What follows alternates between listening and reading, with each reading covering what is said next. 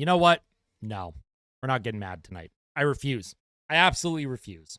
I can't accept this as an Oilers fan. I cannot accept that this team is going to go down the way they did tonight. They are not going to go down in Game 6 the way that a lot of fans are probably thinking they are. Sidney Crosby in 2009, Pittsburgh Penguins down 3-2 against Detroit. Sidney Crosby and the Penguins, they win Game 6. They go into Detroit. They win Game 7. They win the Stanley Cup. The greats find a way. I believe in Connor McDavid. I believe in this team. All right? I believe in this team. Maybe I'm huffing copium. Maybe I've had a couple too many wobbly pops. All right? But I believe in this team. I refuse to let hope die.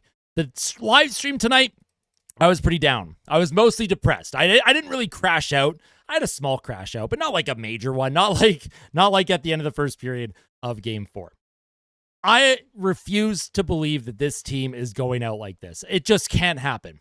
I just refuse. The greats don't let it go down like this. It's just not good. I can't. And you know what? If the Oilers lose Game 6, there's going to be a lot of fans that come to this video specifically. They're going to take my quotes and be like, haha, this guy believed. What's wrong with believing? That's what we do. That's what we do. We're fans for a reason, folks. We're fans for a reason. I had someone in my chat tonight say that they regretted buying an Oilers jersey because of the game tonight, how poor the performance was. And was the game bad tonight? Absolutely it was. Was it a poor effort? Yes. Do I think the team played as bad as some fans think? No, I don't think so. I think Florida just played a perfect game. The Oilers didn't get any saves from Pickard, which is a shame because we love Pickard. We love Stu. We have the Stuart Skinner card here. Stuart Skinner redemption, Game 6, Tuesday night. Anyways, I had a fan comment that they kind of regretted buying an Oilers jersey, and it's emotion, right? It's emotion. Everyone has their emotion. They try and get it out in any way that they can. And I told them, never regret purchasing a jersey. Never regret supporting your team. We are fans for a reason. And Oilers fans are the best fans in the NHL for a reason, because no matter what happens with this team, we stick with them. The decade of darkness, right? That decade of darkness that we all went through. Some of you maybe didn't go through, but for most of us, we all went through the decade of darkness. And Oilers fans filled that building every night. They bought Taylor Hall jerseys, Ryan Nugent-Hopkins jerseys, Jordan Eberle jerseys, Justin Schultz jerseys, for goodness sakes, Jeff Petrie, Devin Dubnyk. Oh man, remember these guys? Andy Sutton. Yo, if you own an Andy Sutton jersey, I want to hear from you. Tell me in the comment section if you own an Andy Sutton jersey. Listen. This team lost in 7 last year. They were down 3-0, right? There was a quick turnaround for Game 5 tonight. Normally, with travel, with how far Edmonton is from Sunrise, it's usually 2 days off, and then on that third day, that's when you play. And that's going to be the case for Game 6. Sunday, Monday are off days. Tuesday, they will play Game 6. And there was only 1 day off before this game, so it was a quick turnaround. And the Oilers... this is something that we've talked about all season. They are the oldest team in the NHL, by far the oldest team remaining in the Stanley Cup playoffs. So, you know, for a lot of these guys, a lot of mileage, a lot of effort to win that Game 4, right? The emotional high that the team was likely on. And then to quickly turn around, you have to fly from Sunrise to Edmonton yesterday. Today, you do get a morning skate. I probably would have kept the boys off the ice, in my opinion. I know why the team did the morning skate. Florida doesn't do morning skate. Florida doesn't go on the ice at all. But the Oilers do. And for a team as old as Edmonton, as veteran as Edmonton, I don't know. The team looked tired tonight, right? I think a lot of fans that are tuning in right now, I think you can all agree that the Edmonton Oilers definitely looked fatigued. What this game reminded me of was Game 7 last year in Sunrise. The Oilers, they lost 2-1, and they just didn't have that extra step. And if we can take some positives out of the night from the team, McDavid got his first to the Stanley Cup final. His first goal of the Cup final, he did score. That made it 3-1, I believe, and then Florida immediately made it 4-1. And then Corey Perry made it 4-2, and then Florida gets the empty netter 5-2. So at least McDavid finally got one, right? Maybe that's something to build off of if you're Connor McDavid. Maybe that's something that you can look at and be like, okay, I got one. Our power play stunk. I didn't do enough as the captain. Leon Draisaitl didn't do enough as my wingman. And the team in general, the Oilers tonight, they stung. And there's a lot of fans. You're probably going to blame Calvin Pickard. You're going to blame a lot of different things. there isn't one singular thing that we can point to that was the sole reason why Edmonton lost. But what I can say, and to my Florida Panthers fans that are tuning in, well, also welcome in. Hello. I hope you're enjoying the content. If you were expecting a crash out, not happening. Not this time. Not this time. For my Florida Panthers fans, the Florida Panthers tonight and Oilers fans are going to hate hearing this. And I'm sorry, Oilers fans. Florida played a perfect game. The Florida Panthers played a perfect road game. They played their system to a T. And one of the big reasons why was because they got the lead again. And for Edmonton, for a team that played with the lead against Vegas for most of that series, for a team that played with the lead for most of the series against Dallas, right? It's tough to play from behind. The Oilers in the first period, all series long, have struggled. They have struggled. Now, game 2, they had a 3-2 lead after 1, and they couldn't hold it, right?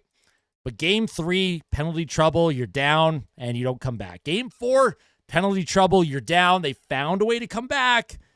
Game 5, you're down, and it's just too tough. It's too much, and it's too much for your top players to expect them to always come back from multiple goal deficits. The Oilers for game 6, the biggest thing for Edmonton right now is just focus on one shift at a time. You don't have to win the game in that first period in game 6 on Tuesday, but win your shifts, win your board battles, win something. Every single shift, what are you doing on the ice? Are you winning your board battle? Did you win a stick battle for the puck? Did you win the faceoff, right? It all starts with the faceoff. What are you doing to win those little battles to build off of? And for Chris Knobloch, clearly adjustments have to be made. Tonight, he put Victor Arvidsson in the lineup over Kasperi Kapanen. Did not work out at all. In fact, I would argue it was probably maybe not the right call. Hindsight's 2020. I was excited to see Arvidsson in the lineup. He was a fresh set of legs. I was hoping he could do something. He just couldn't get anything going tonight. If Kapanen was in the lineup, would things have been different? Probably not. That's just how Florida played. That's just kind of how Edmonton played. They just didn't get that push that they needed until it was way too late in the third period. For the fans who were at the game, you know, the amount of chance and the amount of energy that the fans brought to this game, I'm so disappointed that the team couldn't reward that effort. I'm disappointed that the team couldn't reward the fans who just, you know, how many people flew into Edmonton today? How many people spent over a couple $1,000s to get a ticket? Just on the ticket, never mind travel, whether it's airfare or gas, wherever you traveled from. Oilers fans were excited. This was an opportunity to go up in a series and put Florida on the brink. This was an opportunity on home ice. The Oilers have lost 2 out of their 3 games on home ice in the Stanley Cup final. We talk about home ice advantage being key this year. Last year, Edmonton didn't have home ice, but they won game 4 on home ice and they won game 6 on home ice.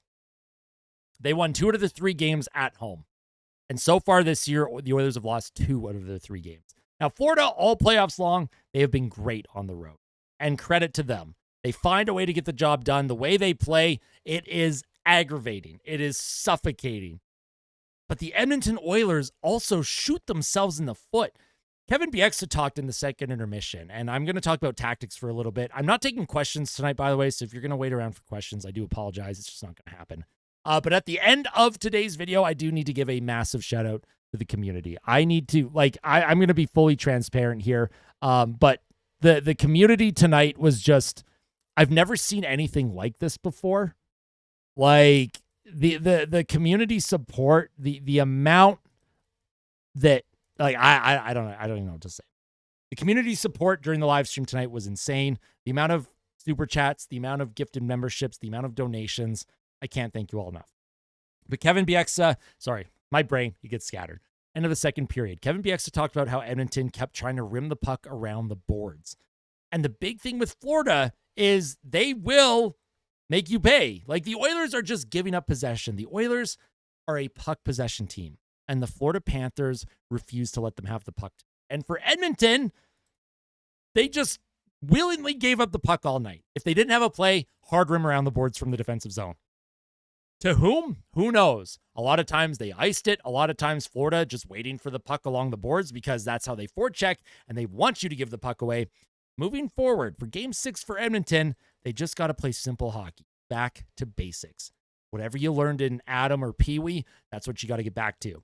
You need your wingers down low to support. You need your centerman down low to support. Along the goal line, behind the net with your defensemen if you have to. Your wingers have to take shots away from the circles, and you need to save. The biggest, most important thing is the Oilers right now, they're just not getting the saves. If the Oilers had a 900 save percentage in this series, they are likely probably hoisting that cup over their head. And that's legitimately the truth. And Panthers fans, you're going to be like, oh, blah, blah, no, it's not true. Listen, in the 2 games that the Oilers have had at least a minimum 900 save percentage, they won. Game 1, 900 save percentage. Game 4, 9. I don't remember what the actual save percentage was from Pickard, but it ended up being over 900. It was like 910 if you combine Pickard and Stu's save percentage. The Oilers, it's just one of those things. The amount of fans that I know what the reaction is going to be tonight, and I don't blame you. I want all the fans to vent, right? I've had my crash outs during the postseasons. I've had multiple crash outs this postseason. I'm not doing that tonight. I'm not doing it. But for the Oilers, if we take a look at their stats, just give me a second. I'm trying to load it on my other screen. It's just taking a little bit here. I'm going to show you the difference in Edmonton's goaltending compared to Florida. And the fact that Edmonton even has 14 wins in the postseason with this type of goaltending is nothing short of a miracle. Yes, they've had a couple bad games, but look at the difference here.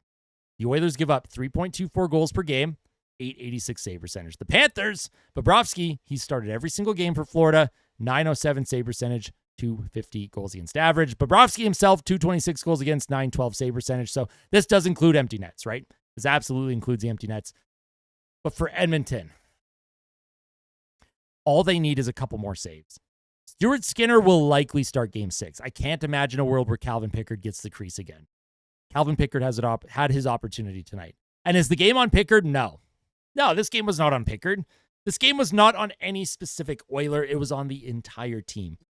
It was on Pickard. It was on their defensive core. Ekholm was -3. It was on their forward core. Draisaitl was -2. It was on Chris Knobloch. He made some adjustments that didn't work. It's on Paul Coffey. Kept Troy Stetcher in the lineup. It's on the whole organization. It's on Glenn Gulletson. The power play, 0 for 3. It's on Mark Stewart. The penalty kill. Gave up another power play goal against. They have to find a way to figure it out. Right? They have to figure it out. And, this series could legitimately, it could end on Tuesday.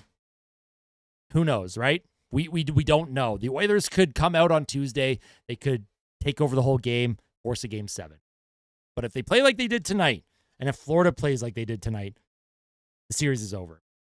But do I believe the series is over? Absolutely not. This victory chain right here, this one, I refuse to admit and accept that that the last time that I got to wear it was after game 4. I want to wear this 2 more times. I want to pop a bottle of champagne. I want to win the Stanley Cup. I want this team to win so bad, but not for me. I want this team to win for Ben Stelter, for Zach Hyman, for Colby Cave, for Joey Moss, and for everyone else that's been touched by this organization, for everyone that the fans have touched the organization for. I want it for you. I want it for you at home. Yes, I want it for me too. But you all deserve, everyone tuning in, you all deserve this. This team's not going down like this. I refuse to admit it. I refuse to admit it. I was confident before the series. I refuse to admit that this team's going down like this. You all deserve this opportunity. You all deserve to feel the elation, the euphoria that a Stanley Cup win would bring to this city. The NHL deserves this. This would be massive, massive, massive. And most of all, of course, Connor McDavid, Leon Draisaitl, Darnell Nurse, Ryan Nugent-Hopkins, their leadership group, Corey Perry for his son. You all of them, they all deserve this. Let's see if they can get the job done on Tuesday. Thank you all so much for tuning in. I will have a day after discussion tomorrow. Make sure to hit the like button. Make sure to subscribe if you're not yet subscribed. Hope is never going to die here in oil country. Not letting it happen. And if I gave you a bit of positivity, if I gave you a little bit of hope tonight, I hope it helps, right? It's one thing to feel down. But it's another thing when you're doom scrolling and everyone is having the same reaction. We all want to feel vindicated in our feelings, and you absolutely get to feel vindicated. Vent in the comment section. Comment section is open game tonight. It's open season. Y'all can say what you need to say. I love reading your comments, of course. And quick shout out to the community, by the way. Tonight during the live stream, I said I'd give a shout out tonight at the end of the video. The amount of super chats and donations, the amount of gifted memberships, I can't thank you all enough. If you're one of those individuals who was donating during the live stream, if you sent a super chat during the live stream, even if you tuned in and didn't donate, obviously, like everyone that tuned in tonight, everyone that has been tuning in during the playoffs is just, it's unbelievable. Like I can't even tell you how amazing this playoff run has been. You all deserve the world. And the Oilers, let's see if they can get the job done, all right? I love all of you. Tell someone that you love them before you head to bed tonight. Stay away from social media until Tuesday. Fight like a kid. Fight like Ben. The series isn't over, Oil Country. Connor McDavid knows it's not over. Leon Draisaitl knows it's not over. I know it's not over. Let's get the job done. Let's go.